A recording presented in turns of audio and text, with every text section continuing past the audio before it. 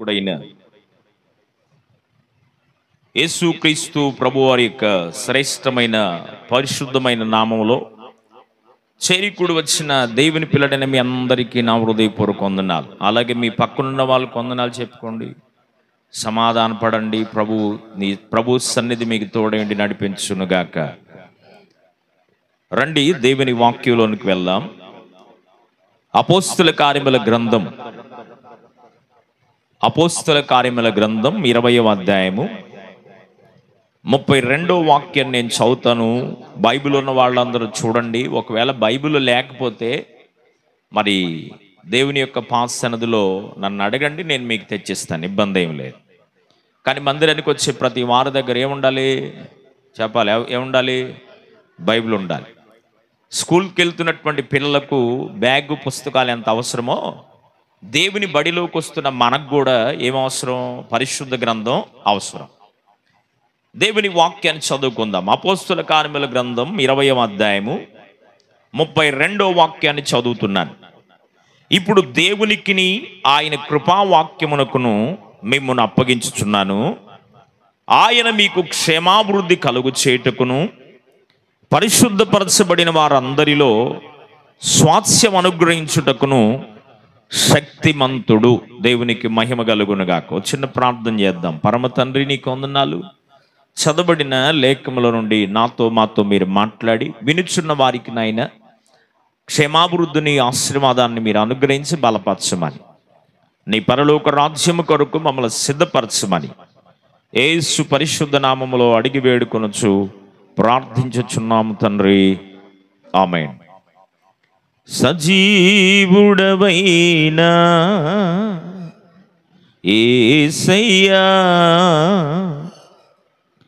నిన్నాశ్రయించిన నీ వారికి సహాయుడవై తృప్తి పరచితివే. సముద్రమంతా సమృద్ధితో సజీవుడవైనా యేసయ్యా, నిన్నాశ్రయించిన నీ వారికి సహాయుడవై తృప్తి పరచితివే. సముద్రమంతా సమృద్ధితో ఆరాధించద నీలో అనుదినము కృప పొంది ఆరాధించద నిన్నే ఆనందధ్వనులతో. పాడాలి. ఆనందించద నీలో అనుదినము కృప పొంది ఆరాధించద నిన్నే ఆనందధ్వనులతో. సజీవుడవైనా యేసయ్యా, 40 ఏండ్లు నీ స్వాస్యమును మోసినది నీవే. నీ కృపకాంతిలో నా చేయి విడువక నడిపించుచున్నది నీవే. 40 ఏండ్లు నీ స్వాస్యమును మోసినది నీవే. నీ కృపకాంతిలో నా చేయి విడువక నడిపించుచున్నది నీవే. పరమరాజ్యములో మహిమతో నింపుటకు అనుగ్రహించితివే. పరిపూర్ణమైన నీ ఉపదేశమును పరమరాజ్యములో మహిమతో నింపుటకు అనుగ్రహించితివే. పరిపూర్ణమైన నీ ఉపదేశమును. సజీవుడవైనా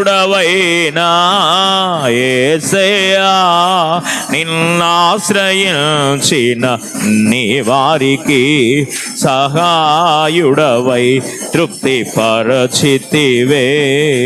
సముద్రమంతా సమృద్ధితో ఆనందించద నీలో అనుదినము కృప పొంది ఆరాధించద నిన్నే ఆనందధ్వనులతో. ఆనందించద నీలో అనుదినము కృప పొంది ఆరాధించద నిన్నే ఆనంద ధ్వనులతో సజీవుడవైనా యేసయ్యా. హల్లెలూయా. దేవుని పరిశుద్ధ నామానికి మహిమ కలుగునుగాక. మనందరి ప్రభువును లోకరక్షకుడిని యేసు ప్రభు వారి యొక్క శ్రేష్టమైన నామంలో మీ అందరి హృదయపూర్వక వందనాలు తెలియపరుస్తున్నాను. ప్రభు మిమ్మల్ని నిండారుగా దీవించునుగాక. ప్రభు మీకున్న ప్రతి పరిస్థితులను దేవుడు చక్కమాడు చేయునుగాక. సకల సమృద్ధి చేత మీ కుటుంబాలను వ్యక్తిగత జీవితాలను ప్రభువు నింపునుగాక. చదువుబడిన దేవుని వాక్యంలో ఓ శ్రేష్టమైనటువంటి మాట మనం చదువుకుందాం. ఈ దినం మన అంశం ఏంటి అంటే స్వాస్యము. ఈ దినం మన అంశం ఏంటి? స్వాస్యం. అపోస్తుల కార్యముల గ్రంథం రచించినటువంటి గ్రంథకర్త ఎవరు అంటే లూకా గారు. ఏం పేరు ఆయన పేరు? లూకా. ఈయన వైద్య వృత్తిని చేస్తున్నటువంటి డాక్టర్ గారు. లూకా గారు ఎవరంట? డాక్టర్. అనారోగ్య పరిస్థితులకు ఎలా ట్రీట్మెంట్ ఇవ్వాలో, ఎవరికి అనారోగ్యం వచ్చినప్పుడు ఎలాంటి ట్రీట్మెంట్ ఇస్తే వారు బాగుపడతారన్న సంగతి వైద్యుడైన లూకా గారికి తెలుసు. శరీర రోగాలకు మాత్రమే వైద్యాన్ని చేస్తూ కొనసాగుతున్నటువంటి ఆ సమయంలో యేసు ప్రభువారి యొక్క సువార్తను నమ్మి విశ్వసించి ప్రభువును వెంబడించినటువంటి వారిలో ప్రాముఖ్యుడు ఈ లూకా గారు. దేవునికి మహిమ కలుగునుగాక. ఈ లూకా గారికి మరొక పేరుంది, అదేంటంటే థెయోఫిలా. ఏం పేరు? థెయోఫిలా. అపోస్తుల కార్యముల 1వ అధ్యాయంలో మీరు గమనిస్తే ఉంటుంది అక్కడ. థెయోఫిలా అనగా అర్థం ఏంటి అంటే ఘనత వహించిన వాడు లేక ఘనుడైన వాడు అని అర్థం. వినాలి జాగ్రత్తగా. ఘనత వహించిన ఘనుడైనటువంటి వాడు అని ఆ పేరుకు అర్థాన్ని మనం తెలియపరచవచ్చు. లోకములో ఘనుడైన వాడిగా ఉన్నాడు. అయినా తన జీవితములో ఘనముగా ఎంచబడుతున్నటువంటి ఆ వృత్తిని విడిచి ప్రభువును వెంబడించడానికి తీర్మానము చేసుకున్నవాడు లూకా గారు. యేసు క్రీస్తు ప్రభువారి యొక్క జనన మరణ పునరుద్ధానముల గురించినటువంటి వార్త, ప్రత్యేకించి తాను కళ్ళారా చూసి చెవులారా వినినటువంటి సంగతులను, యేసు ప్రభువారి యొక్క ప్రత్యక్షతను గురించినటువంటి అనేక మర్మాలతో కూడినటువంటి సందర్భాలను ఈ లూకా గారు లూకా సువార్తలోను అపోస్తుల కార్యములలోనూ రాస్తూ వచ్చాడు. యేసుక్రీస్తు ప్రభువారితో కూడా ఉన్నాడు. యేసుక్రీస్తు ప్రభువారు చనిపోయి ఆయన తండ్రి యొక్క కుడిపార్శ్వమున కూర్చుండానికి వెళ్ళిపోయిన తరువాత కూడా అపోస్తలులతో కలిసి అనేక ఆత్మలను రక్షించుటలో పాలిభాగస్తుడయ్యాడు ఈ లూకా గారు. దేవునికి మహిమ కలుగునుగాక. ఇంకా చెప్పడానికి చాలా సందర్భాలు లూకా గారి గురించి ఉన్నాయి, కానీ ఇంతవరకు చాలు మనకి. Praise the lord. హల్లెలూయా. ఈ లూకా గారు అపోస్తులతో కలిసి పరిచర్య చేస్తున్నటువంటి ఆ దినాలలో రాబోతున్నటువంటి కాలం ఎలాగుందో, ఎదుర్కోబోతున్నటువంటి పరిస్థితులు ఎలాంటియో అపోస్తులతో కలిసి అపోస్తులైనటువంటి పౌలు గారి యొక్క పరిచర్యలో పౌలు, శీల, పేతురు గారు బలమైనటువంటి ప్రార్థనా యోధులు, ప్రభువు కొరకు తన ప్రాణాలని సైతం లెక్క చేయక ప్రభువు కొరకు హతసాక్షులుగా మార్చబడడానికి తీర్మానం చేసుకున్నటువంటి పరిశుద్ధులైనటువంటి దేవుని పిల్లలతో కలిసి పరిచర్యలో ఉంటూ వారు చెప్పినటువంటి ఆత్మీయమైనటువంటి సత్యాలను ఎత్తి చూపించి వ్రాసిన వాడు ఈ లూకా గారు. అందుకని అపోస్తుల కార్యములు అని రాశాడు. ఏం కార్యాలంట? అపోస్తులు దేవుని ఆత్మచేత నింపబడి దేవుని యొక్క కార్యాలను వారు వివరిస్తూ ప్రకటిస్తూ దేవుని యొక్క మహోన్నతమైనటువంటి కార్యాలు ప్రజలకు, నశించిపోతున్న వారికి ఆత్మీయులైనటువంటి ఆత్మాభివృద్ధి చేత నింపబడడానికి కొరకు ఆశించినటువంటి వారి కొరకు వారు చేస్తున్నటువంటి కార్యాలన్నిటిని కూడా ఎత్తి రాసిన గ్రంథం ఈ అపోస్తుల కార్యముల గ్రంథం. దేవునికి మహిమ కలుగునుగాక. అపోస్తులైనటువంటి పౌలు గారు ఒక చక్కని మాట అన్నాడు. 28వ వచనాన్ని చదువుతారా? అపోస్తుల కార్యముల గ్రంథం 20వ అధ్యాయం 28వ వచనం. దేవుడు తన స్వరక్తమిచ్చి సంపాదించిన తన సంఘమును కాయుటకు పరిశుద్ధాత్మ మిమ్ములను దేని యందు అధ్యక్షులుగా ఉంచెనో ఆ యావత్తు మందను గూర్చిన మీ మట్టుకు మిమ్మును గూర్చి జాగ్రత్తగా ఉండండి. దేవునికి మహిమ కలుగునుగా. హల్లెలూయా.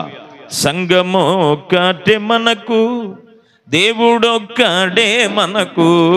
సంఘము ఒక్కటే మనకు, దేవుడొక్కడే మనకు. ప్రాణము పెట్టిన యేసు ప్రభువు ఒక్కడే మనకు. ప్రాణము పెట్టిన యేసు ప్రభువు ఒక్కడే మనకు.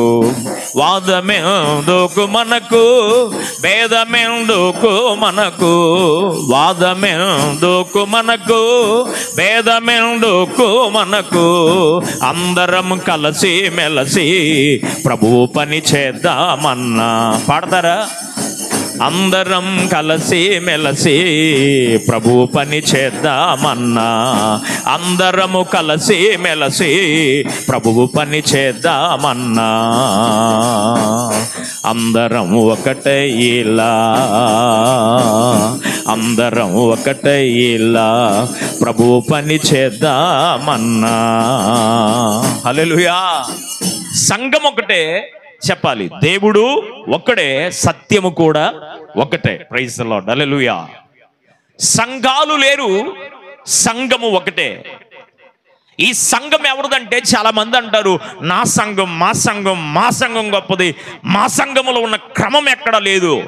ఇట్లాంటి మాటలు మాట్లాడుతూ ఉంటారు. సంఘము నీది కాదు, నాది కాదు. పౌలు గారు ద్వారా ప్రభువు మాట్లాడుతున్న శ్రేష్టమైన మాట ఏంటి అంటే, సంఘము అనే పదం ఎక్కడి నుంచి వచ్చిందంటే ఎక్లేషియా అనే గ్రీకు పదము నుండి వచ్చింది. ఎక్లేషియా, ఎక్లేషియా అనగా సమూహము అని అర్థం. యేసు రక్తము చేత కడగబడి విమోచించబడిన దేవుని పిల్లలందరూ కలిసి కూడి ఓ చెట్టు కింద ఆరాధన చేసిన అది దేవుని సంఘమే. దేవునికి మహిమ కలుగును గాక.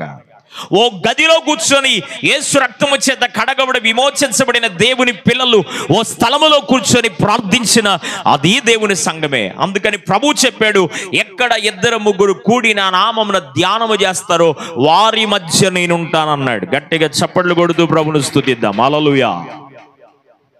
అపోస్తుల కార్యములలో పౌలు గారు మాట్లాడుతూ ఏం చెప్తున్నాడు అంటే, అపోస్తులు మాట్లాడుతూ ఏం చెప్తున్నారు అంటే, అపోస్తులు అంటే ఎవరు అంటే దేవుని చేత ఏర్పరచబడిన వారు, దేవుని చేత ఎన్నుకోబడిన వారు, కళ్ళారా చూసి చెవులారా విని ఆయనతో పరిచర్య సమకాలికులుగా ఉండి దేవునితో పరిచర్య చేసినటువంటి అనుభవంలో దేవుని చేత దైవ ప్రేరేపణ చేత ఎన్నుకోబడిన వారు ఈ 12 మంది అపోస్తులు. దేవునికి మహిమ కలుగునుగా. హల్లెలూయా.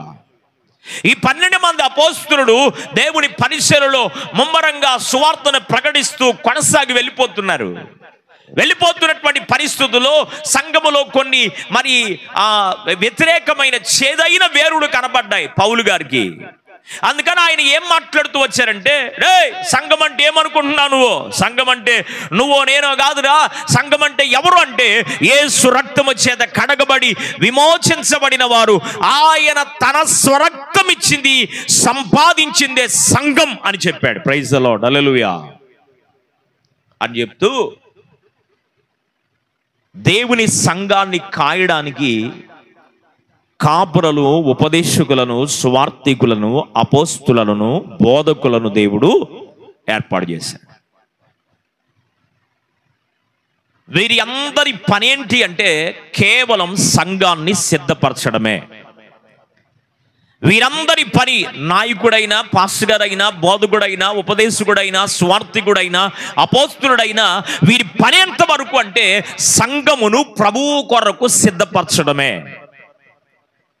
వారిని కాయడానికి ప్రభువు సంఘ కాపరులను దేవుడు ఎన్నుకున్నాడు. కాయవలసినటువంటి కాపు, మరి కాయవలసినటువంటి బాధ్యత ఎవరిది అంటే కాపరిదే. ఇప్పుడు సంఘాన్ని కాస్తున్నటువంటి వారిని గురించి కూడా ఇక్కడ మాట్లాడుతున్నాడు. ఏమని అంటున్నాడంటే, నిన్ను గూర్చియు నీ మందను గూర్చియు జాగ్రత్తగా ఉండు అన్నాడు. Praise the lord, hallelujah. అంటే మీరు అనుకుంటారు దేవుని వాక్యాన్ని దైవజనులు బోధిస్తున్నప్పుడు మాతోనే మాట్లాడుతున్నాడులే, మమ్మల్నే బోధిస్తున్నాడులే, మాకేలే వాక్యం, ఆయనకి లేదులే అనుకుంటారు. కాదు కాదు, దేవుని వాక్యం రెండంచులు కలిగిన ఖడ్గం. ఒకటి మమ్మల్ని సరిచేస్తుంది, ఒకటి మీతో మాట్లాడి మిమ్మల్ని బలపరుస్తూ ఉంటది. దేవునికి మహిమ కలుగును గాక. ఈ మాటలన్నీ చెప్పుకొస్తూ నేను వెళ్ళిపోబోతున్నాను, నా సమయం దగ్గర పడిపోయింది, నేను వెళ్ళిపోబోతున్నాను కనుక మీ మధ్యలోకి నేను వెళ్ళిపోయిన తర్వాత క్రూరమైన తోడేళ్లు స్వభావము కలిగిన వారు మీ మధ్యలోకి రాబోతున్నారు. ఎందుకో తెలుసా? మందను చెదరగొట్టడానికి, మందను పాడు చేయడానికి, మంద కాపరుల యొక్క కాపరిత్వం నుండి వారు తప్పుకుంటానికి ఇలాంటి అవిధేయకరమైనటువంటి పరిస్థితులు రాబోతున్నాయి అని పౌలు గారు జ్ఞాపకంలోకి తీసుకొస్తూ ఏమి చెబుతూ వచ్చాడంటే, అందుకని మీరు మీ కొరకు నేను ఏం చేశానో ఆయన ఒక మాట జ్ఞాపకం చేశాడు, శ్రేష్టమైన మాట. 20వ అధ్యాయం చూద్దామా? 20వ అధ్యాయంలో 31వ వచనం చదవండి, మీకు అర్థమవుతుంది. కావున నేను 3 సంవత్సరములు రాత్రింపగళ్ళు కన్నీరు విడిచుచు ప్రతి మనుషుని మానక బుద్ధి చెప్పిదనని మీరు జ్ఞాపకము చేసుకొని మెలకువగా ఉండండి అన్నాడు. ప్రైజ్ ది లార్డ్, హల్లెలూయా. ఎన్ని సంవత్సరాలు ఏడ్చాడంట సంఘం కొరకు? చెప్పరే గట్టిగా, ఎన్ని సంవత్సరాలు ఏడ్చాడు? 3 సంవత్సరాలు రాత్రింబగళ్ళు ఏడ్చి మీ కొరకు ప్రార్థన చేయడమే కాక ప్రతి మనుషునికి బుద్ధి చెప్తూ, ప్రతి మనుషుని జ్ఞాపకం చేసుకుంటూ, ప్రతి మనుషునికి జ్ఞానోదయాన్ని కలుగు చేయడానికి నేను ఎలాగ పరిచర్య మీ మధ్యలో చేశానో అవన్నీ జ్ఞాపకం చేసుకొని మీరు ఎలాగుండాలి? మెలకువ కలిగి ఉండండి. మనకు మెలకువ లేదో, సాతానుకు మెలకువ ఉంది. ఎవరిని మింగుదునా అని అపవాది గర్జించు సింహం వలె రాత్రింబగళ్ళు నిద్ర లేకుండా సమయము కొద్దిగే ఉందని తెలుసుకొని వాడు ప్రయాసపడుతూనే ఉన్నాడు. దేవునికి మహిమ కలుగును గాక. దైవజనులమైన మేము కూడా అంత ప్రయాస పట్టలే, విశ్వాసులైన మీరు కూడా అంత ప్రయాస పట్టలేదు. పౌలు గారి ద్వారా ప్రభువు మాట్లాడుతున్న శుభ సందేశం, హెచ్చరికలతో కూడినటువంటి సందేశం ఏంటంటే, మీరు నా రక్తము చేత కడగబడ్డారు, విమోచించబడ్డారు, కాబట్టి మీ మధ్యలో తోడేళ్ళు రాబోతున్నాయి, మిమ్మల్ని చెదరగొట్టడానికి, మందను పాడు చేయడానికి రకరకాలైనటువంటి ప్రయత్నాలు జరగబోతున్నాయి కనుక నేను మీ కొరకు మీ మధ్యలో చేసిన పరిచర్యను జ్ఞాపకం చేసుకోండి. మీ కొరకు కార్చిన కన్నీరు, చేసిన ప్రార్థన, మీకు ఎలాగైతే వాక్యాన్ని మీకు అందిస్తూ మీకు జ్ఞానోదయం కలిగించడానికి ఎలాగైతే బోధించానో అవన్నీ జ్ఞాపకం చేసుకోండి అని చెప్తూ ఇప్పుడు 32వ వచనాన్ని మీరు చదివితే అక్కడ ఏమన్నాడు అంటే, చదువుతారా? 32వ వచనం, ఇప్పుడు దేవునికిని ఆయన కృపావాక్యమునకును మిమ్మల్ని అప్పగించేశాను అన్నాడు. ఎవరికి అప్పగించాడంట? ఇద్దరికి అప్పగించాడు. నెంబర్ 1, దేవునికి అప్పగించాను మిమ్మల్ని. రెండవదిగా దేవుని వాక్యానికి అప్పగించాను. దేవునికి అప్పగించాను అన్నాడు, వాక్యానికి కూడా నేను మిమ్మల్ని అప్పగించాను. దేవుడు ఎవరు? వాక్యం ఎవరు? మనందరికీ తెలుసు, ఆది యందు వాక్యముండును, వాక్యము దేవుని యొద్ద నుండును, వాక్యమే దేవుడై ఉండును. అంటే ఒకటే, దేవుడు వేరు కాదు, వాక్యం వేరు కాదు. ఇప్పుడు చెప్తున్నాడు, మిమ్మల్ని వాక్యానుసారంగా మీకు అర్థమైతే రీతిలో చెప్తాను, మిమ్మల్ని వాక్యానికి అప్పగించేశాను. వాక్యమే దేవుడు కనుక దేవునికి అప్పగించేశాను, వాక్యానికి అప్పగించేశాను. ఇప్పుడు వాక్యము మీలో ఉంటే ఏముంటంట? వాక్యము మీలో ఉంటే, యోహాను సువార్త 15వ అధ్యాయం 7-8 వచనాలు చదువుతారా? త్వరగా చదవండి, చదవగలిగి, చిన్న గొంతు కాదు, కొద్దిగా పెద్దగా నాకు వినబడేటట్టన్నా చదవండి. నాకు అసలే కొద్దిగా చెవులు దబ్బిళ్ళు పడినట్టు ఉంటాయి, అందుకని కొద్దిగా మీరు పెద్దగా చదివితే నేను కూడా త్వరగా వెళ్తాను. నా యందు మీరును మీ యందు నా మాటలు నిలిచి ఉన్న ఎడల మీకేది ఇష్టమో అడుగండి, నేను మీకు ఇస్తానన్నాడు. దేవునికి మహిమ కలుగునుగా. హల్లెలూయా. ఎవరి యందు ఎవరు ఉండాలంట? నా యందు మీరుండాలి అన్నాడు. ఎవరి యందు ఉండాలి? మనం దేవుని యందు ఉండాలి. అంటే దేవునికి అప్పగించాను ఆ పదానికి అర్థం. దేవునికి అప్పగించానంటే మీరు ఎవరిలో ఉండాలి? దేవునిలో ఉండాలి. ఇప్పుడు దేవుని మాటలు మీలో ఉండాలి అన్నాడు. ఎవరి మాటలు ఉండాలంట? దేవునిలో మనం ఉండాలంటే దేవుడికి అప్పగించానంటే మీరు దేవుల్లో ఉండండి అని చెప్తున్నాడు. రెండవదిగా దేవుని వాక్యం మీలో ఉండాలి. ఏముండాలంట? దేవుని వాక్యం మనలో ఉండాలి. వాక్యం మనలో ఉండాలి, దేవునితో మనం ఉండాలి, దేవునిలో మనం ఉండాలి, క్రీస్తునందు మనం ఉండాలి. ఇప్పుడు మీకు క్షేమాభివృద్ధి కలగడానికి కొరకై మిమ్మలను స్వాస్యముగా నేను అంగీకరిస్తున్నాను అన్నాడు. దేవునికి మహిమ కలుగును గాక. మీకు క్షేమాభివృద్ధి కలగడానికి, మీరు ఏడుస్తూ ఉండడానికి కాదు, దిగులు పడడానికి కాదు, మీకు నేనేమివ్వబోతున్నాను? క్షేమాభివృద్ధిని కలుగు చేయబోతున్నాను. కనుక మీరు క్షేమాభివృద్ధిగా ఉండడానికి స్వాస్యముగా నేను మిమ్మల్ని తీసుకుంటున్నాను అన్నాడు. ప్రైజ్ ది లార్డ్, హల్లెలూయా. మనం ఎవరమంటే దేవునికి స్వాస్యం. మనం ఎవరమంటే దేవుని సొత్తు అయిన ప్రజలం. 127వ కీర్తన 127వ కీర్తన 3వ వాక్యాన్ని చదువుదాం.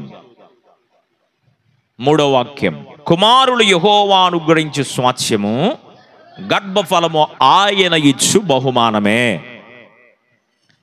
సహజంగా పాస్టర్ గారు ఏం చెప్తారంటే, కుమారులు యెహోవా అనుగ్రహించు స్వాస్యం అని ఆయనే చెప్పాడు కాబట్టి గర్భఫలం అనేది ఆడపిల్ల అనుకుంటాడు, గర్భఫలం అనేది బహుమానం ఆడపిల్ల అనుకుంటారు. కాదుగా, దేవుని వాక్యాన్ని తప్పుగా అర్థం చేసుకోకూడదు. ద్వితీయోపదేశకాండ గ్రంథం 28వ అధ్యాయంలో భూఫలము, గర్భఫలము ఇట్లా ఫలాలు ఉన్నాయి. వాటిలో ఒక ఫలం అంటే గర్భం తెరవబట్టం, లోపల ఉన్న బిడ్డ గురించి మాట్లాడట్లేదు వాక్యం.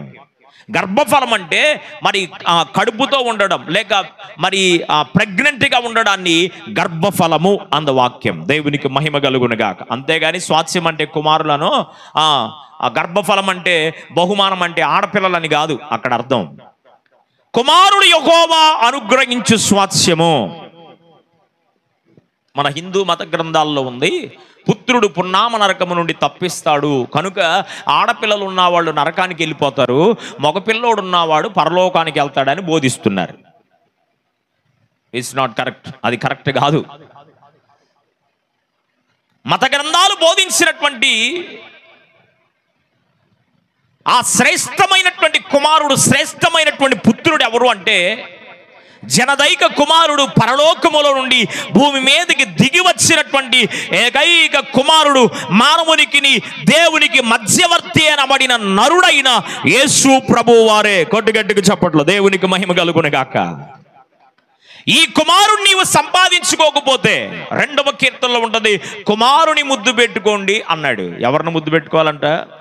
నీ కుమారుణ్ణి, నీకు పుట్టిన కొడుకునా? కాదు, నీ కుమారుడు గురించి కాదు. బైబిల్ చెప్పిన, వేద గ్రంథాలు చెప్పిన నీ కుమారుడు గురించి అని చెప్పలే. అట్లయితే కుమార్తెలు కలిగిన వాళ్ళు ప్రపంచంలో కోట్ల మంది ఉన్నారు, వీళ్ళు మొత్తం నరకానికి వెళ్ళాలిగా. ఆ కుమారుడు గురించి కాదు చెప్పింది. కుమార్తెలు కలిగిన వాళ్ళు అందరూ నరకానికి వెళ్తే కుమారుని కలిగిన వాళ్ళు వీళ్ళు కరెక్ట్గా లేకపోతే వీళ్ళు కూడా వెళ్ళరుగా. దాని ఉద్దేశం అది కాదు, దేవుని సంకల్పం అది కాదు. దేవుని ఉద్దేశం ఏంటంటే పుత్రుడు పున్నామ నరకము నుండి తప్పిస్తాడు అంటే ఏ పుత్రుడు అంటే పరలోకములో నుండి దిగి వచ్చిన యేసు క్రీస్తు అనబడిన నరుడు అనబడిన పుత్రుడు, దేవుని కుమారుడు మాత్రమే పున్నామ నరకము నుండి అంటే నరకములో నుండి, పాతాళములో నుండి మనలను తప్పిస్తాడు అని దాని అర్థం. దేవునికి మహిమ కలుగునుగా. హల్లెలూయా. కొలసీలకు రాసినటువంటి పత్రిక 3వ అధ్యాయం 23వ వాక్యం. కొలసీ పత్రిక 3వ అధ్యాయం 23వ వాక్యం.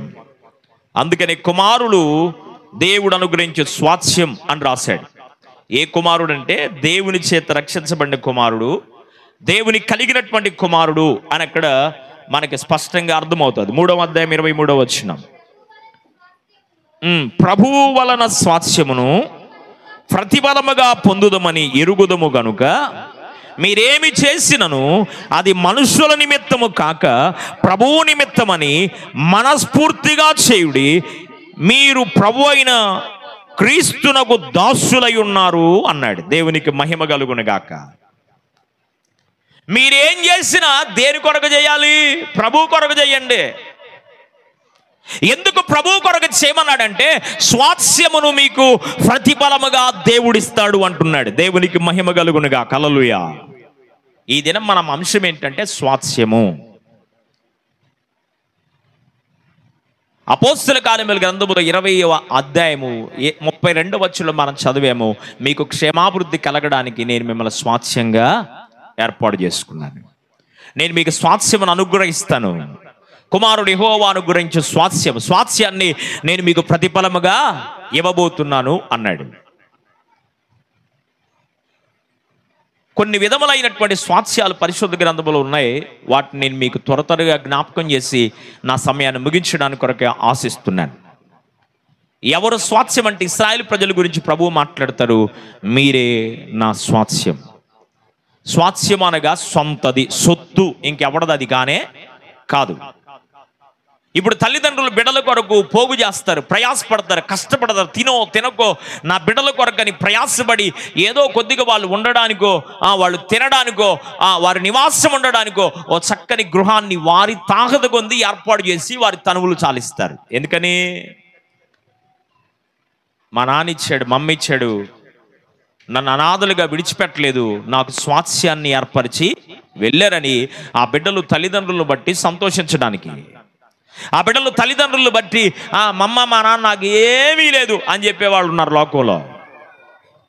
కానీ స్వాస్థ్యం అంటే దేవుడు మనకు కూడా ఏమిస్తున్నాడంట? మనమే ఆయన స్వాస్థ్యం అన్నాడు. మనం ఎవరమంట? దేవుని సొత్తు అయిన ప్రజలు. పేతురు రాసిన మొదటి పత్రిక 2వ అధ్యాయం 9వ వచనం అంటాడు, నీవెవరు అంటే నా సొత్తు నీవిక మీదట నీ సొత్తు కాదు. నీవేసు రక్తములో ఎప్పుడైతే కడగబడ్డావు, విమోచించబడ్డావో, దేవుని సంఘములో ఎప్పుడైతే నాటబడ్డావో, నీవు నీ సొత్తు కాదు. నీవెవరి సొత్తు అంటే దేవుని సొత్తు. అందుకొరకు నీవు ఏది చేసినా మనుషుల కొరకుగా చేయాల్సింది, ఎవరికో చూపించుకోవడానికి చేయాల్సింది. నీవేది చేసినా ఎవరి కొరకు చేయాలి? ప్రభువు కొరకే చేయాలి. ఏ కార్యాన్ని నీవు చేసినా దేవుని కొరకు నీవు చేయగలగాలి అని పరిశుద్ధుడైన దేవుడు వాక్యం ద్వారా మనతో మాట్లాడుతూ ఉన్నాడు. ప్రైజ్ ది లార్డ్, హల్లెలూయా. ఏంటంట స్వాస్థ్యం? రండి దేవుని వాక్యాన్ని చూద్దాం. కీర్తనల గ్రంథం 16వ కీర్తన, కీర్తనల గ్రంథం 16వ కీర్తన 5వ వాక్యాన్ని చదువుదాం. కీర్తనల గ్రంథం 16వ కీర్తన 5వ వాక్యం. యెహోవా నా స్వాస్థ్య భాగము, నా పానీయ భాగము, నీవే నా భాగమును కాపాడుచున్నావు. మనోహర స్థలములో నాకు పాలు ప్రాప్తించెను, శ్రేష్టమైన స్వాస్థ్యము నాకు కలిగెను అన్నాడు. ప్రైజ్ ది లార్డ్, హల్లెలూయా. మొట్టమొదటి స్వాస్థ్యం ఎవరంటే దేవుడే మన స్వాస్థ్యం. చెప్పండి, ఎవరు స్వాస్థ్యం? మన స్వాస్థ్యం ఎవరు? మనకంటూ సొంతోడు ఎవరో చెప్పాలా? లోకల్ రక్త సంబంధుల బంధువులు మా సొంతోళ్ళండి, మా ఇలాకండి, మా ఊళ్ళండి, మా కులం అండి, ఇవన్నీ మనం వింటూ ఉంటాం. ఇవన్నీ ఇక్కడ వరకే, ఇవన్నీ ప్రాముఖ్యమైనవి కూడా కాదు. ఎవరో లేకుండా అనాథులు బ్రతుకుతున్నారు. అన్ని భవబంధాలు ఉన్న మనం కూడా బ్రతుకుతున్నాం, బ్రతకట్లేదా? బ్రతుకుతున్నాం. కానీ ఈ లోకములో ఉన్నటువంటి భవబంధాల గురించి నేనేం మాట్లాడట్లేదు. ఉన్నా లేకపోయినా నీకు ఎవరు స్వాస్థ్యం అంటే దేవుడే నా స్వాస్థ్యం అని భక్తుడైనటువంటి కీర్తనాకారుడు మాట్లాడుతున్నాడు.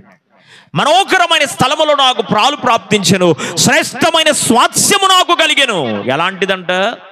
శ్రేష్టమైన స్వాస్థ్యం. ఏంటి శ్రేష్టమైన స్వాస్థ్యం అంటే దేవుడే నాకు శ్రేష్టమైన స్వాస్థ్యము. ప్రైజ్ ది లార్డ్, హల్లెలూయా.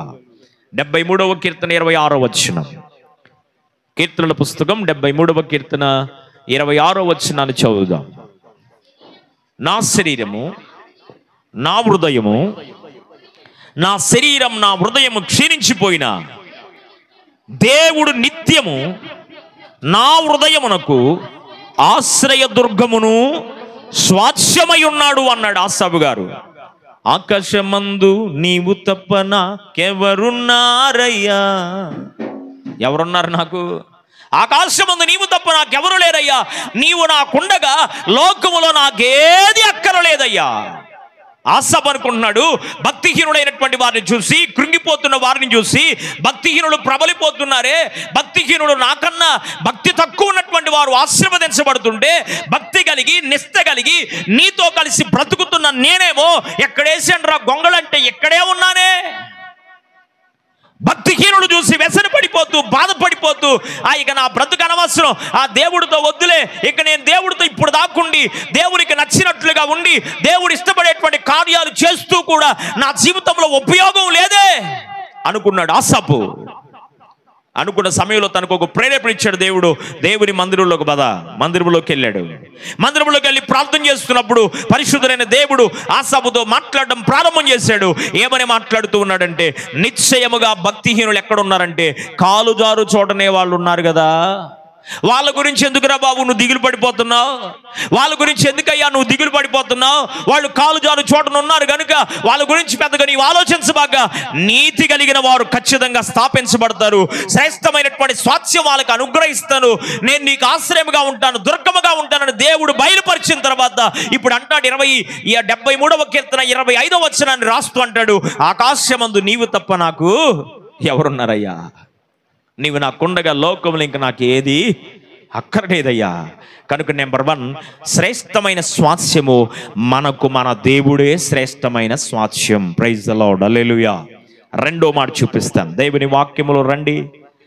33వ కీర్తన, కీర్తనల గ్రంథం 33వ కీర్తన 12వ వాక్యం. 33వ కీర్తన 12వ వాక్యం. యెహోవాను తమకు దేవుడుగా గల జనులు ధన్యులు, ఆయన తనకు స్వాస్థ్యముగా ఏర్పరచుకొను జనులు ధన్యులు. నెంబర్ 1, దేవుడు మనకు స్వాస్థ్యముగా ఉన్నాడు. దేవుడే మన స్వాస్థ్యం. ఇక్కడ అంటున్నాడు, యెహోవాను దేవుడుగా కలిగిన జనులు ధన్యుడు అన్నాడు. ఎవరినంట? నువ్వు దేవుని కలిగి ఉన్నావో లేకపోతే అమ్మేసుకుంటున్నావో నీకు నీవే పరిశీలన చేసుకో. రెండవ స్వాస్థ్యం ఏంటంటే మనకు దేవుడే స్వాస్థ్యం. మొదటిగా మనం చూసాం దేవుడే మనకు స్వాస్థ్యం. ఇక్కడ అంటున్నాడు మనమే దేవునికి స్వాస్థ్యం అంట. దేవునికి మహిమ కలుగునుగా. హల్లెలూయా. నాతో నీవు, నీతో నేను, నాతో నీవు, నీతో నేను కలిసి ఉండాలయ్యా, మనం కలిసి ఉండాలయ్యా. పాడాలి. నాతో నీవు, నీతో నేను, నాతో నీవు, నీతో నేను, మనం కలిసి ఉండాలయ్యా, మనం కలిసి ఉండాలయ్యా. పరిశుద్ధ ఆత్ముడా యేసు పంపిన వాడవు నీవేగా. పరిశుద్ధ ఆత్ముడా. హల్లెలూయా. దేవునితో మనం ఉండాలి, దేవుడు మన స్వాస్థ్యమై ఉండాలి. ఇక్కడ అన్నాడు మనమే దేవుని స్వాస్థ్యమై ఉండాలి. గడ్డకి చప్పట్లు. దేవునికి మహిమ కలుగును గాక. మనము దేవుని స్వాస్థ్యమై ఉన్నాము, మనమే దేవుని యొక్క స్వాస్థ్యం. మొదటిది దేవుడు మనకు స్వాస్థ్యముగా ఉన్నాడు. రెండవది మనమే ఆయన స్వాస్థ్యముగా ఉన్నాం. కీర్తనల గ్రంథం 28వ కీర్తన 9వ వాక్యం. 28వ కీర్తన 9వ వాక్యం. నీ జనులను రక్షించు, నీ స్వాస్థ్యమును ఆశీర్వదించయ్యా అంటున్నాడు. దేవునికి మహిమ కలుగును గాక. దేవుని స్వాస్థ్యంగా మనం ఉంటే ఉపయోగం ఏంటంట? ఆశ్రయదుర్గముగా ఉంటాడు, సహాయకుడిగా ఉంటాడు. ఇంకా ఇక్కడ అంటున్నాడు ఆశీర్వాదాల పరంపరలో దేవుడు నడిపిస్తాడు. ప్రైజ్ ది లార్డ్, హల్లెలూయా. మొదటి రాజుల గ్రంథం 8వ అధ్యాయము 51వ వచనం. మొదటి రాజుల గ్రంథం 8వ అధ్యాయము 51వ వచనం. త్వరగా చదవాల.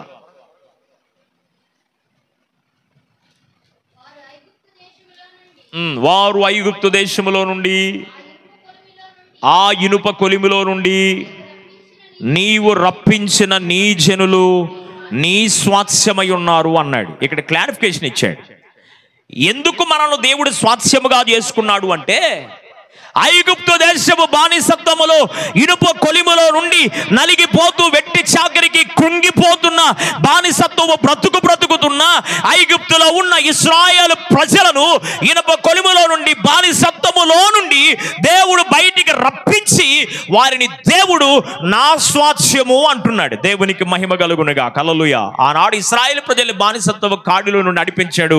మనలో కూడా పాపములో, శాపములో, రోగములో, బలహీనతలో దేవునికి దూరం అయిపోతూ దేవునికి అవిధేయకరమైనటువంటి జీవితంలో వాక్యములో మనమందరము ఉంటుండగా యెహోవాను దేవుడుగా కలిగిన జనులు ధన్యులుగా ఉండడానికి కొరకై ఆయనే మన కొరకు అన్నిటిలో నుండి విడిపించి రక్షించి కాపాడి సంరక్షించి మనలను దేవుడు స్వాస్థ్యముగా చేసుకున్నాడు. ఒకసారి గట్టిగా చప్పట్లు కొడుతూ ప్రభుని స్తుతిద్దాం. హల్లెలూయా.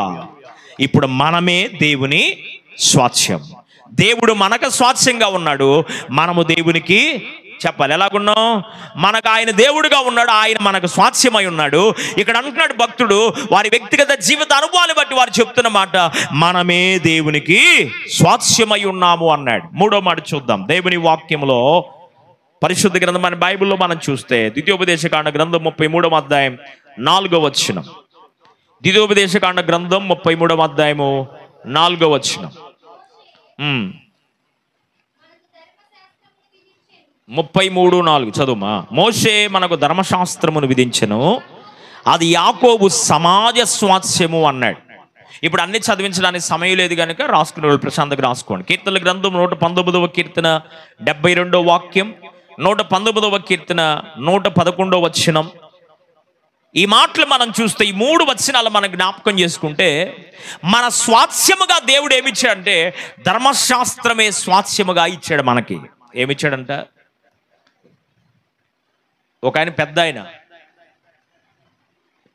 పేరు చెప్పలేనులే, హిందువులకు ప్రత్యక్ష దైవంగా మనిషే కానీ ప్రత్యక్ష దైవంగా కొలవబడుతున్నటువంటి ఆయన మన భారతదేశంలోనే. ఆయన గారు చెప్తూ మతోన్మాదుల గురించి ఆయనే మాట్లాడుతూ, ఒక హిందువు ఆయన, నాకెందుకు ఆ మాటలు నచ్చినాయి. హిందువు అయ్యుండి ఆయన ఓ పెద్ద స్వామీజీ అయ్యుండి ఆయన మాట్లాడుతున్న మాట ఏంటి అంటే, ఒరే నాయన ఎందుకురా మతం మతం అని కొట్టుకొని చచ్చిపోతున్నారు, వాళ్ళని మీరు చంపుతాం, మళ్ళీ ఆళ్ళు తిరగబడి మిమ్మల్ని చంపుతాం, ఈ బాధ ఎంత ఎందుకురా బాబు అని చెప్తూ ఆయన చెప్పిన మాట ఏంటి అంటే, ముస్లిం సహోదరులకు ఖురాన్ ప్రామాణికంగా ఉంది, దానిని అనుసరించి వాళ్ళు నడుస్తున్నారు. అబ్బా ఇంకా ఏం చెప్తాడని చూస్తున్నా. వెంటనే అన్నాడు, క్రైస్తవ సహోదరులకు మరి క్రైస్తవులకు పరిశుద్ధ గ్రంథమైన బైబిల్ ప్రామాణికంగా ఉంది, దాన్ని అనుసరించి నడుస్తున్నారు. మనకు ఆధారాలు ఉన్నా వారైతే ఖురాన్ అనుసరించి బైబిల్ని అనుసరించి ఆ 2 మతాల వారు నడుస్తున్నారు. కానీ మనమైతే మనకు ఆధారం ఉన్నా కానీ వాటిని అనుసరించి నడవలేకపోతున్నాం. ఇది నాకు చాలా బాధాకరంగా ఉంది అన్నాడు. ఇక మీకు అర్థమయ్యి ఉండాలి, దేవుడు మనకు స్వాస్థ్యముగా ఏమిచ్చాడు అంటే పరిశుద్ధ గ్రంథమైన బైబిల్ని ఇచ్చాడు. Praise the lord. హల్లెలూయా. బైబులే అనగా బైబిల్లో ఉన్న దేవుని వాక్యమే మనకు స్వాస్థ్యముగా దేవుడిచ్చాడు. బాధలో ఉన్నప్పుడు నిన్ను ఆదరిస్తుంది.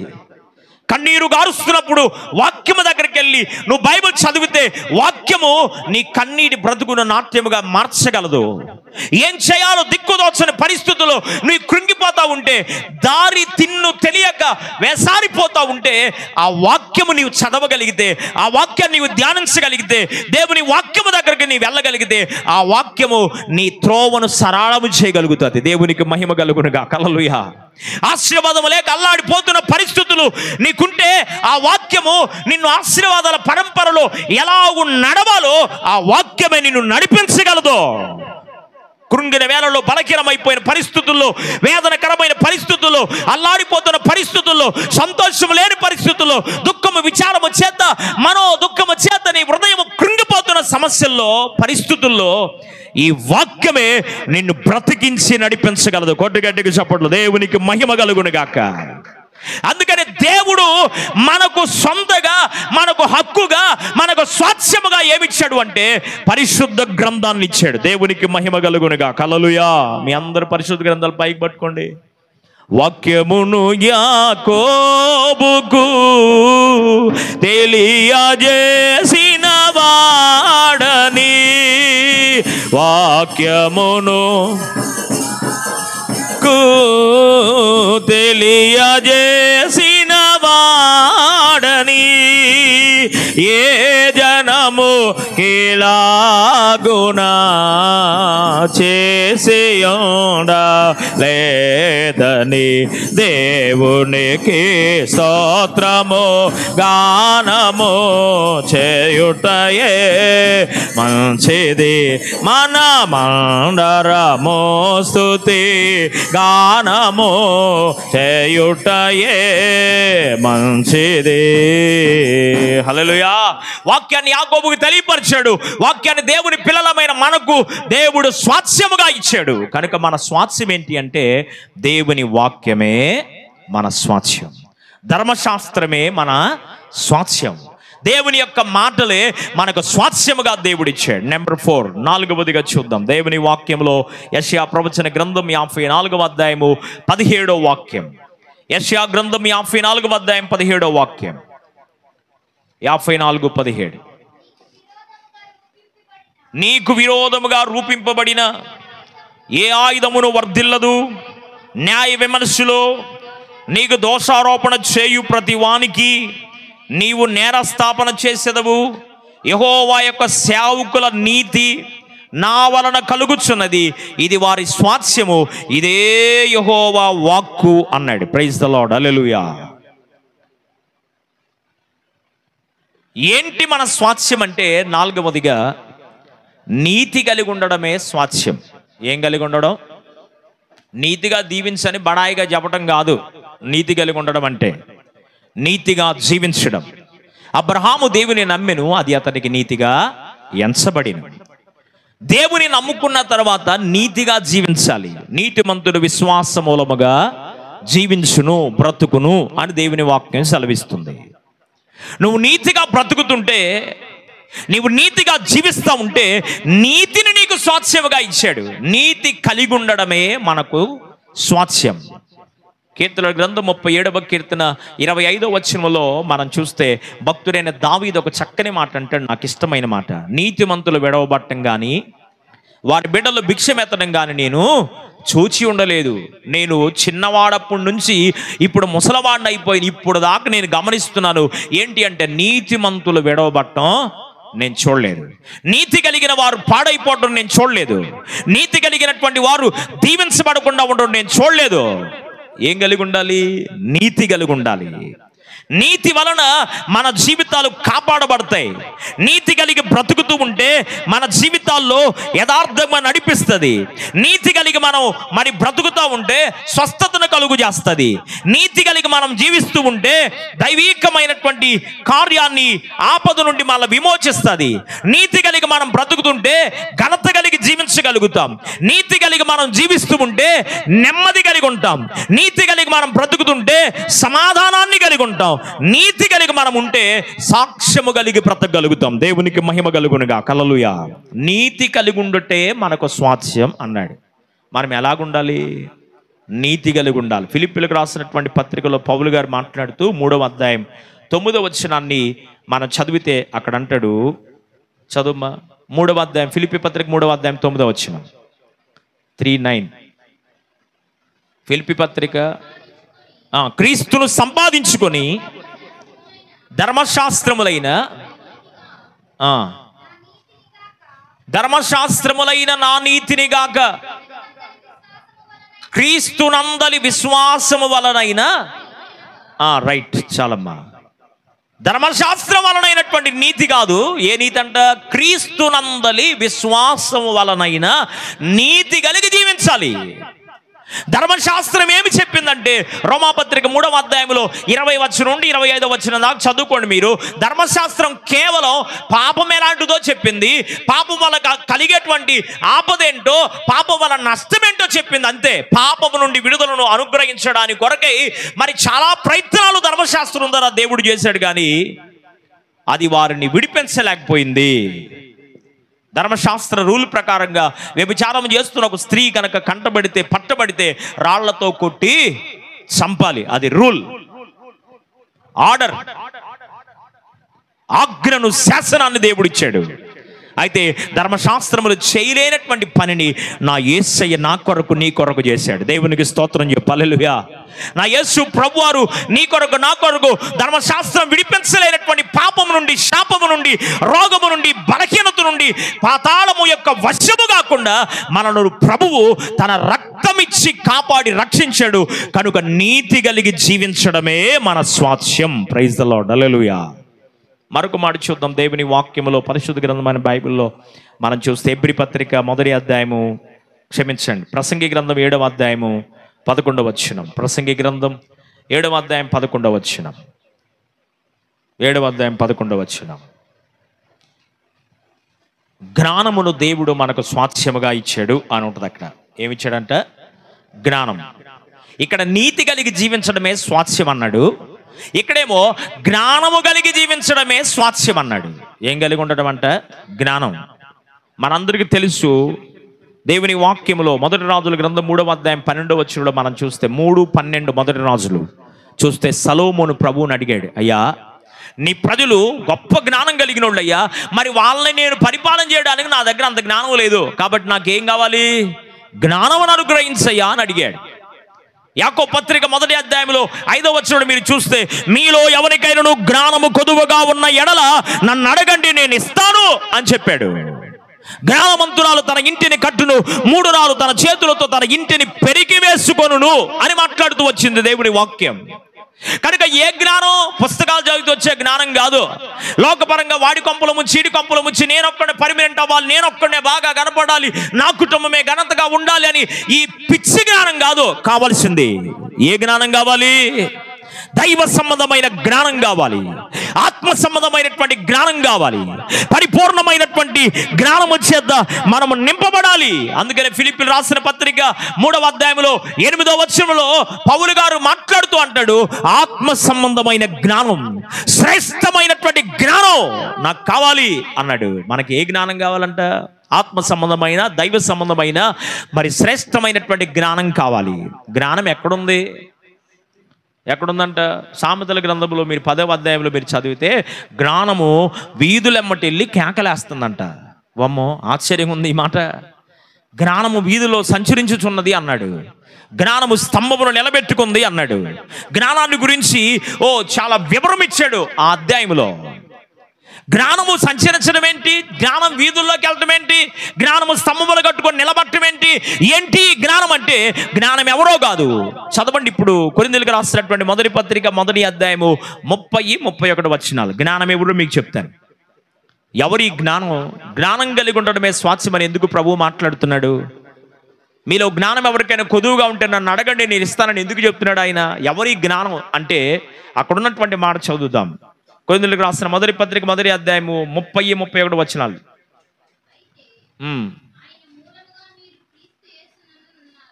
చదువుమా. ప్రభువునందే అతిశయించవలెను వ్రాయబడింది.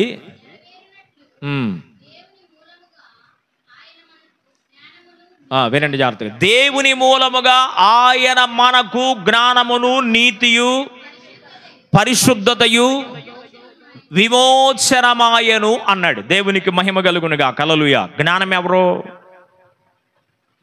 ఎవరి జ్ఞానం? చదివిందిగా అమ్మాయి, విన్నారు కదా. ఎవరి జ్ఞానం? ఆయన మనకు జ్ఞానమును. ఆయన ఎవరు? ఇటు వెళ్ళండి, వెస్ట్ గోదావరి అటు వెళ్తే మా ఆయన లేడండి అని చెప్తారు. మనోళ్ళు ఏమో వాడు ఏడకపోయాడు, నాకేం తెలుసా, దేవునికి స్తోత్రం, నాకేం చెప్పి వెళ్ళాడు వాడు, వీడు అగౌరవంగా మనం మాట్లాడతాం. ఆడు పోయాడు చూసుకా అంటాం మనం. అయితే అటోళ్ళు అట్ట అనరు. అటోళ్ళు ఎట్ట అంటారు? మా ఆయన గారండి, మా ఇంటి ఆయన అండి, మా యజమానుడు అండి అని మాట్లాడతారు. బైబిల్ మాటలు మనం కొద్దిగా అసలు మాట్లాడలేములే. బైబిల్లో ఉన్నటువంటి మాటలు అయితే అబ్రహామును శారమ్మ ఏం పిలిచింది? యజమానుడా అని పిలిచింది. Praise the lord. హల్లెలూయా. అంటే ఇప్పుడు ఈయన కూడా ఏమి పిలిచి ఉంటాడు? ఆయన యజమానుడా అంది కదా ఆమె. ఇప్పుడు ఈయన కూడా ఏం పిలిచి ఉండాలి? యజమానురాలా అని ఉండాలి. అంటే నాకున్న సమస్తం పైన అధికారం నీ ఒక్కదానికి తప్ప, నీ ఒక్కడికి తప్ప ఇంకెవడికి లేదు. మా ఆయన ఇక్కడికి వెళ్ళాడు, మా ఇంటి ఆయన ఇక్కడికి వెళ్ళాడు, మా వారు ఇక్కడికి వెళ్ళారని, ఆయన గారు లేరు అని గౌరవార్థకంగా సంబోధిస్తారు. సందర్భం వచ్చింది కాబట్టి చెప్తున్నాను. దావీదు దేవుని ఆత్మచేత నింపబడి యుద్ధరంగంలో జయాన్ని పొంది సంతోషముతో ప్రశాంతంగా నాట్యమాడుతూ తిరిగి వస్తూ ఉంటే తన వస్త్రాలన్నీ ఊడిపోలా, తన పై వస్త్రం ఊడిపోయిందంట. ఏమూడింది? దిగంబరగా ఏమి లేడు, మామూలుగానే ఉన్నాడు. పై వస్త్రం రాజులు ధరించే, ఇప్పుడు లూథరన్ చర్చి పాస్టర్ గారులు అంగి వేసిన తర్వాత పైన ఏమేస్తారు? సిలువ ఉంటుంది, పై వస్త్రం. పెద్దవాళ్ళు రాజకీయ నాయకులు ఏమేస్తారు? భుజం పైన అన్నీ వేసి.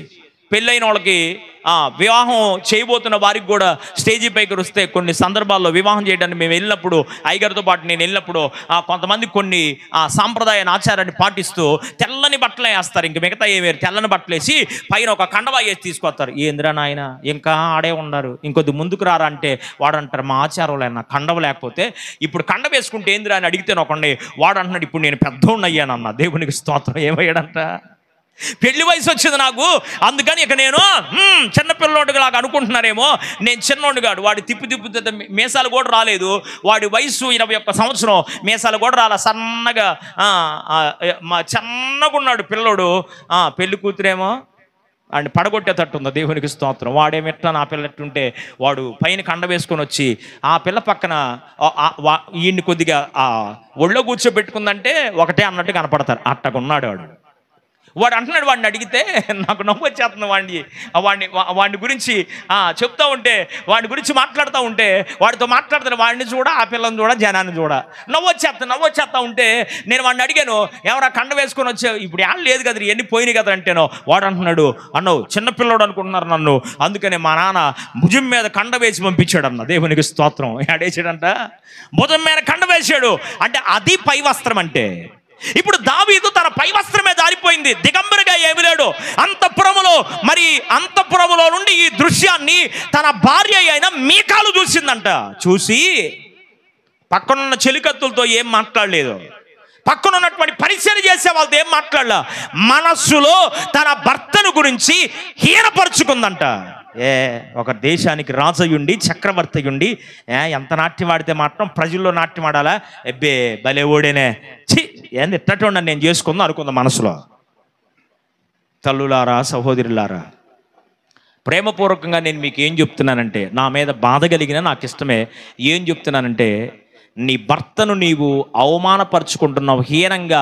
పైకి ఏమన్నారు కొంతమంది, ఒక్క మాట అన్నాడు అనుకో, వాళ్ళు ఒక్క మాట అని వెళ్తాడు, ఈమె ఇదే. దేవునికి స్తోత్రం. అస్సలు ఆగిద్ద నోరు ఆగదు, వాడు పెడతానే ఉంటుంది. తినయ్యా తిను, ఇక ఎందుకులే, దేవునికి మహిమ కలుగును గాక. మాట్లాడుకుపాడు ఒక్క మాట అంటమే ఆలస్యం. దేవునికి స్తోత్రం. 54 మాటలు 100 మాటలు మాట్లాడుకున్నావు, గొనుక్కుంటా ఉండి. ఏందే గొనుకుతున్నావు అన్నారు అనుకో, ఏమి లేదులే నిన్ననే అంత ధైర్యం నాకే ఆడది అనుకుంటాను. స్తోత్రం. Praise the lord. హల్లెలూయా. అంటే మన యజమానులు మనం ఏం చేసుకోకూడదు, హృదయంలో హీనపరచుకోకూడదు. యజమానుని హీనపరుస్తున్నావంటే, ఒకవేళ నువ్వు టాలెంట్ అయి ఉండొచ్చు, భర్త కన్నా తెలివిగల దానివై ఉండొచ్చు, లేకపోతే అన్ని విధాలుగా కుటుంబాన్ని లైన్లో చక్కబరిచేదానివై ఉండొచ్చు నీ మైండ్ని బట్టి. అయినా అతడు లేకపోతే నీవు జీరో, అతడు లేకపోతే నీకు విలువ లేదు, అతడు ఉంటేనే నీకు గౌరవం. కనుక నీవు భర్తను గురించి మనస్సులో అనుకోకూడదు, బయట కూడా వేరే వాళ్ళతో ఎక్కడ నీ భర్తను, ఒకవేళ బలహీనుడైనా నీ భర్తను గురించి ఎవరితో సంభాషణ చేయకూడదు. చేస్తున్నావంటే దేవుని వాక్య ప్రకారం దేవునికి అవిధేయకరమైన బ్రతుకు నువ్వు బ్రతుకుతున్నావు. ఎంత భక్తురాలవైనా కావచ్చు, ఎంత ప్రార్థనాపరురాలైనా కావచ్చు, నీ భర్తను హీనపరుస్తున్నావు అంటే ఖచ్చితంగా దేవుని దృష్టిలో నీవు దేవునికి వ్యతిరేకమైన పాపాన్ని జరిగిస్తున్నావు అంతే. ఎందుకు ఈ మాట చెప్తున్నానంటే, ఆదికాండము 2వ అధ్యాయంలో 18వ వచనం నుండి అక్కడ మనం చూస్తే వివాహం జరిగేటప్పుడు చెప్తారు, పాస్టర్ గారు చదివిస్తారు ఆ వాక్యాన్ని. తల్లిని తండ్రిని విడిచి వారిద్దరూ ఏక శరీరమయ్యుందురు అన్నాడు. ఎవరిద్దరూ చెప్పాల? భార్యాభర్తలు ఇద్దరు ఏక శరీరం. కనుక భర్తను నీకు తెలియకుండా అవమానపరుస్తున్నావంటే దాని అర్థం ఏంటంటే, ఇన్నర్గా నీకు తెలియకుండా నిన్ను నీవే అవమానపరుచుకుంటున్నావు. అది దాని అర్థం. ఆయన అంటున్నాను నువ్వు అనుకుంటున్నావు, కానీ ఆయన్ని కాదు అంటుంది, నిన్ను కూడా అనుకుంటున్నావు. దేవునికి స్తోత్రం. వాడిని ఎండేస్తున్నాను, వాడిని రోడ్డు మీద ఎత్తున్నాను, వాడు తాగుబోతాడయ్యా, ఇంట్లో రూపాయి ఈడయ్యా, అసలు నేను ఈ తప్పులో పడిపోవడానికి వాడే కారణమయ్యా, నా జీవితం నాశనం అవడానికి వాడే కారణమయ్యా అని చెప్తా ఉంటారు కొంతమంది. నా చెవులకు వినబడతా ఉంటాయి. నాతో పర్సనల్ కూడా మాట్లాడినటువంటి కొంతమంది సహోదరులు నాకు తెలుసు. వారు మాట్లాడుతూ వాడు వీడనే సంబోధిస్తూ ఉంటారు. నేను చాలా గద్దిస్తాను, అట్లా కనకూడదు. వాక్యాన్ని చూపించి మాట్లాడుతాను అలాంటి వారితో. కనుక వాడు ఎలాంటోడైనా నీకు దేవుడు అనుగ్రహించిన భర్త నీకు తల. నీకు తల కనుక ఓ గుణవతి అయినటువంటి భార్య తన యొక్క ప్రవర్తనను బట్టి, తన యొక్క క్రియలను బట్టి మారు మనస్సు లేనటువంటి భర్తను ఆటోమేటిక్గా దేవుని వైపు తెప్పొచ్చు. దేవునికి మహిమ కలుగును గాక. కొరింథీ పత్రికలో అదే చెప్పాడు పౌలు గారు. అతను దూషిస్తూ ఉంటే, అతను గాయపరుస్తూ ఉంటే, అతను లెక్క చేయకుండా మాట్లాడుతూ ఉంటే ఎందుకు వస్తాడు చర్చికి? రాడు. వెళ్ళి నువ్వేం బాగుపడుతున్నా, ఆయన ఏం చదువుతున్నావు, నువ్వేమీ వస్తున్నావు, నాకేం తెలుసు, నీ ప్రవర్తన ఏందో నా ఎదురు కరెక్ట్గా లేదుగా, చూస్తాంలేపో వస్తాంలేపో అంటారే తప్ప మందిరానికి రావడానికి మనమే అడ్డుగా ఉన్నాం. పురుషులు రావట్లేదంటే దానికి కారణం, ఒకవేళ మనం అడ్డుగా ఉన్నామేమో, మన యొక్క అడ్డును తొలగించుకోవడానికి ప్రభు దగ్గర మనం ఏం చేయాలంటే, నా బ్రతుకు మార్చయ్యా, నా క్రియలు మార్చయ్యా, నా భర్తను నేను హీనపరచుకోకూడదని. కుంటోడైనా సొంతవాడే మనోడు అవుతాడు, కానీ పక్కన వాడు మనవాడు కానే కాడు. కుంటోడైనా ఇంటి బిడ్డ కావాలంటారు, అవునా? కుంటోడైనా ఏ బిడ్డ కావాలి? ఇంటోడైతే అన్ని చేసి పెడతాడు నీ కూర్చోబెట్టి.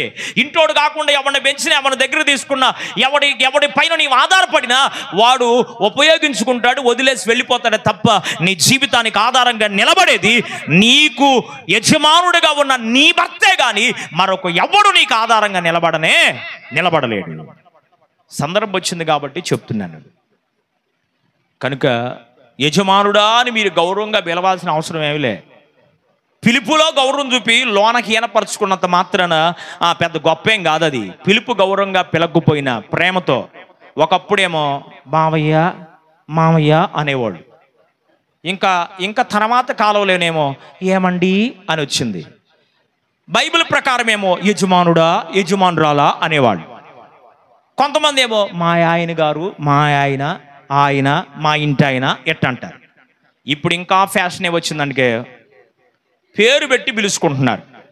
ఏందంట పేరు? వాడి పేరు ఒకవేళ రవి అనుకో, రవి ఎట్రా అంట. మా అమ్మ ఎవరిని పిలిచా? ఇవేమో అమ్మాయి కోమలి ఎట్రా అంటున్నాడు. అది కూడా పోయింది, దేవునికి స్తోత్రం. ఇప్పుడు ఏడదాకా దిగిపోయిందంటే వివాహ వ్యవస్థ, ఎక్కడ దాకా పతనం అయిపోయిందంటే ఇప్పుడు అరే ఒరే ఎందుకులే వాళ్ళని ఎట్ట పిలుస్తారు అట్ట పిలిచేస్తున్నారు. ప్రైజ్ ద లార్డ్, హల్లెలూయా. ఏమవుతుంది? విశ్వాసులే, బయట వాళ్ళ గురించి నేను ఏం మాట్లాడట్లేదు. అన్యుల సంగతి అసలు మనకు వద్దు, వాళ్ళ జోలికి వెళ్తాం ఎందుకు, మనం నాలుగు అనిపించుకోవడం, వాళ్ళ సంగతి వద్దు. విశ్వాసిగా రక్షించబడి దేవుని సన్నిధికి వస్తూ క్రైస్తవ పుట్టకబుట్టి దేవుని సన్నిధిలో వాక్యం వెంట ఎన్నో సంవత్సరాల నుంచి మందిరానికి వస్తున్న మనం మన జీవితాల్లో యజమానుని హీనపరుచుకుంటున్నామా, యజమానుని గౌరవిస్తున్నామా? రేపు నీకు ఏది చేయాలని నీ భర్త నీకు చేయాలా? యజమానులకు కూడా చెప్తున్నాను, ఏది చేయాలన్నా నీ భార్య నీకు చేయాలా? ఇప్పుడైతే నెల తక్కువ వాళ్ళు కూడా చేసేసుకుంటున్నారు. ఒక నెల చిన్నదండి మా కోళ్ళు మా అబ్బాయి మీద చేసుకుంటున్నారు. అప్పుడు అట్ట చేయలే పెద్దోళ్ళు. కనీసం ఒక 5-6 సంవత్సరాలు వ్యత్యాసం ఉండే వాళ్ళు చేసేవాళ్ళు. ఎందుకో తెలుసా? వీడు ముందు పెద్దోడైపోతాడు, వీడు మనసాన్ని పడిపోతే సమకాలికులైతే ఇద్దరికిద్దరు పరిచర్య చేసుకోలేరు. కాబట్టి కనీసం ఒక 10 సంవత్సరాలైనా గ్యాప్ ఉండేది. ఆడ మనిషికి మగ మనిషికి వివాహం చేసేటువంటి వారి ఇద్దరి మధ్యలో వయస్సు గ్యాప్ ఎంత అంటే 10 నుండి 6 సంవత్సరాల వరకు గ్యాప్తో చేసేవాళ్ళు, అంటే వ్యత్యాసంతో చేసేవాళ్ళు. ఎందుకంటే వీడు వృద్ధులైపోయి మనసాన పడిపోయినా ఈ భార్య కొద్దిగా వయసులో ఉంటుంది కనుక ఆ భర్తకు పని చేయడానికి, ఆ భర్తకు చాకరీ చేయడానికి, ఆ భర్తను ఆదరించడానికి. నేను ఇంకో మాట ఏం చెప్తానంటే, ఆడ మనిషి చనిపోతే మగ మనిషి బ్రతకలేడు, కానీ మగ మనిషి చనిపోయినా ఆడ మనిషి బ్రతకగలదు. 100 మంది చూస్తున్నాను అట్లాంటి వాళ్ళని. ఎందుకురా బాబు అంటే, మగవాడికి అన్ని ఆధారం ఎవరంటే స్త్రీనే. స్త్రీలు తమ పని తాను చేసుకుంటూ యజమానుడి పని కూడా చేస్తారు, పిల్లల పని కూడా, కుటుంబ పని కూడా చేస్తారు. కనుక మగవాడు ఒకళ్ళ పైన ఆధారపడి బ్రతికేవాళ్ళు, స్త్రీలు తమను ఆధారం చేసుకుంటూ ఎదుటి వారిని కూడా పరామర్శించేటువంటి గుడ్ క్వాలిఫికేషన్, మంచి అర్హత, అట్టి సామర్థ్యాన్ని స్త్రీలకు దేవుడిచ్చాడు. ప్రైజ్ ద లార్డ్, హల్లెలూయా. అలాగిచ్చాడు కనుక అట్లాగిచ్చేళ్లే నేను జ్ఞానం కలిగిన దానిలే వాడిదే ఉంది, నేను ఎంత చెప్తే అంత అన్నట్టు చూడబాకండి. దేవుడు మెచ్చే పనులు చేయండి, దేవుడు అసహించుకునే పని చేయబాకండి, దేవుని గౌరవించే పని చేయండి, దేవుడిని నేను మెచ్చుకునే పని చేయండి. దేవుని చేత అసహించుకునేటువంటి పనులు మనం చేయకూడదు. అందుకని ఈ లోక సంబంధమైన జ్ఞానం కాదు మనకు కావాల్సింది. ఏ జ్ఞానం కావాలి? దైవ సంబంధమైన జ్ఞానం కావాలి. చివరి మాట చెప్పి నా మాటలు ముగించడానికి కొరకు ఆశిస్తున్నాను. ఎబ్రీ పత్రిక 1వ అధ్యాయం 14వ వచనం. ఎబ్రీ పత్రిక 1వ అధ్యాయం 14వ వచనంలో ఉంది, రక్షణయే మనకు స్వాస్యముగా దేవుడిచ్చాడు. ఏమిచ్చాడంట? రక్షణను దేవుడు మనకి స్వాస్యంగా ఇచ్చాడు. ఎలాగొస్తుంది ఈ రక్షణ? రోమాపత్రిక 10వ అధ్యాయం 9వ వచనం అక్కడ ఉంది, యేసు ప్రభు అని నోటితో ఒప్పుకొని ఆయనను మృతులలో నుండి ప్రభువు లేపాడని హృదయమందు విశ్వాసముంచి పశ్చాత్తాపడి మారు మనసు పొంది బాప్తిసం పొందినవాడు, నమ్మి బాప్తిసం పొందినవాడు రక్షించబడను, నమ్మని వానికి శిక్ష విధించబడను. కనుక ఓ వ్యక్తి రక్షించబడాలి అంటే యేసు ప్రభువుని నోటితో హృదయపూర్వకంగా ఒప్పుకోవాలి, మనస్సులో విశ్వాసం ఉంచాలి, పశ్చాత్తాపడాలి, ప్రభువు దగ్గర ఆయన నేను పాపిని పాపాత్మలను గ్రహించి దేవుని యొక్క స్వాస్యముగా నీవు చేర్చబడాలి. ఇలాగ నీవు స్వాస్యముగా రక్షణలో రక్షించబడిన నీవే దేవుని స్వాస్యం అన్నాడు కనుక రక్షణను దేవుడు మనకు స్వాస్యముగా, సొంత హక్కుగా, సొంత బాధ్యతగా దేవుడిచ్చాడు కనుక ఇంకా ఒకవేళ ప్రభువుకు దూరంగా ఉన్నావేమో, వాక్యాన్ని వింటున్న నీవు ఎవరివైనా నీవు ఇంకా ప్రభువుకు దూరంగా ఉన్నావేమో, రక్షణనే ఆ అనుభవంలోనికి నీవు రావాలి అని ప్రభువును సొంత రక్షణగా అంగీకరించి నీవు ఆయన స్వాస్యముగా మార్చబడాలని ప్రభు సేవకునిగా మనవి చేస్తున్నాను. ఒకవేళ నీవు రక్షించబడ్డాను అంటే నిజంగా స్వాస్యమై ఉన్న దేవుళ్ళ నీవు ఉన్నావా? నీవు నిజంగా రక్షించబడితే దేవుని వాక్యములు ఉంది. కొలసీ పత్రిక 1వ అధ్యాయము 9వ వచనం నుండి 12వ వచనం వరకు మీరు చదివితే అక్కడ అంటారు, పరిశుద్ధులైనటువంటి వారు పొందే గొప్ప స్వాస్యం ఏంటంటే చివరిగా పరలోక రాజ్యం అనే స్వాస్యం. ఏ స్వాస్యం ఇస్తారంట మనకి? పరలోకాన్ని స్వాస్యముగా దేవుడిస్తాడు. కొలసీ పత్రిక 1వ అధ్యాయము 9వ వచనం నుండి 12వ వచనం వరకు రక్షించబడిన వారికి మాత్రమే, ఎవరికంట? రక్షణ పొందిన వాళ్ళకి మాత్రమే ఈ పరలోకాన్ని స్వాస్యముగా దేవుడు ఇవ్వబోతున్నాడు.